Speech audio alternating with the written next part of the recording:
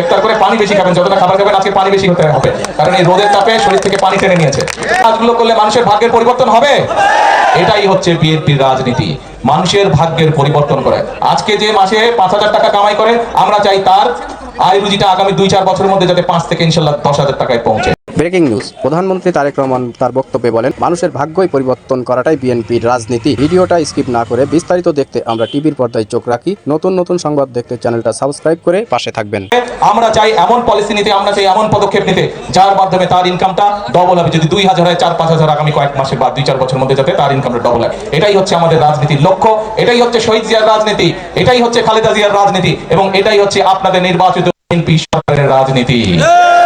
প্রিয় ভাই বোনরা, সেজন্যই কিন্তু আমি একটা কথা সব সময় বলেছি, নির্বাচনের সময় একটি কথা বলেছি যে দেশটা আছেন আপনাদের হয়তো কেউ কেউ, আমি জানি না, আত্মীয় স্বজন নিশ্চয়ই আছে যারা বিদেশে আছে না? এখানে নিশ্চয়ই অনেকে আছেন আত্মীয় স্বজন বিদেশে আছে। কার কার আত্মীয় স্বজন বিদেশে? তুলেন তো, হাত তুলেন তো।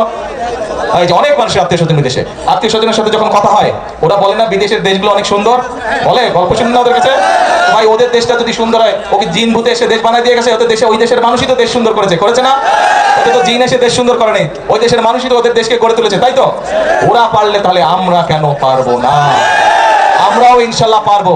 এই দেশের মানুষই 71 সালে যুদ্ধ করে এই দেশ স্বাধীন করেছিল। এই দেশের মানুষই আন্দোলনের মাধ্যমে এই দেশের ছাত্র জনতা এই দেশ থেকে স্বৈরাচার বিদায় করেছিল।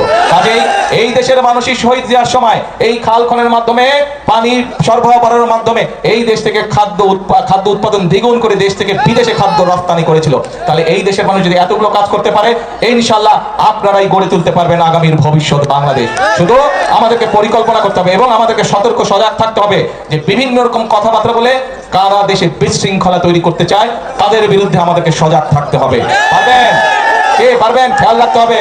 অনেকে আছে মিষ্টি মিষ্টি কথা বলে কিন্তু বিভ্রান্ত করতে চায়, কিন্তু আমাদের রাজনীতি হচ্ছে কৃষকের উপকার করা, আমাদের রাজনীতি হচ্ছে মা বোনদেরকে স্বাবলম্বী করে তোলা, আমাদের রাজনীতি হচ্ছে এলাকার মানুষ, দেশের মানুষ, গ্রামের মানুষ কিভাবে ভালো চিকিৎসা পেতে পারে সেই ব্যবস্থা গড়ে তোলা, আমাদের রাজনীতি হচ্ছে আমাদের সন্তানেরা, ভবিষ্যৎ প্রজন্মেরা কিভাবে লেখাপড়া করে মানুষ হতে পারে সেটি হচ্ছে আমাদের রাজনীতি। আমাদের রাজনীতি হচ্ছে কি করে মানুষের কর্মসংস্থানের ব্যবস্থা করব, সেটি কৃষিতেই হোক, সেটি শিল্পে হোক, সেই ব্যবস্থা গড়ে তোলা। কিন্তু এই কাজগুলো যদি করতে হয়, আমি কিন্তু একা পারবো না।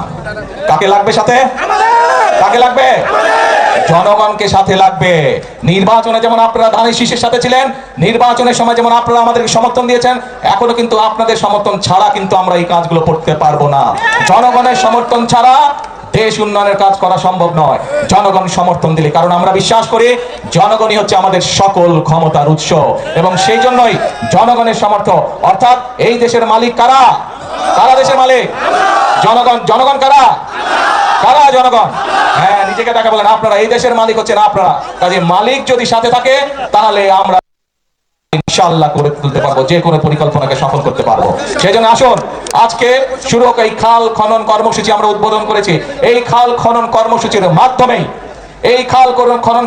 মাধ্যমে আজকে দেশ গড়ার কর্মসূচির কাজ আমরা শুরু করলাম ইনশাআল্লাহ।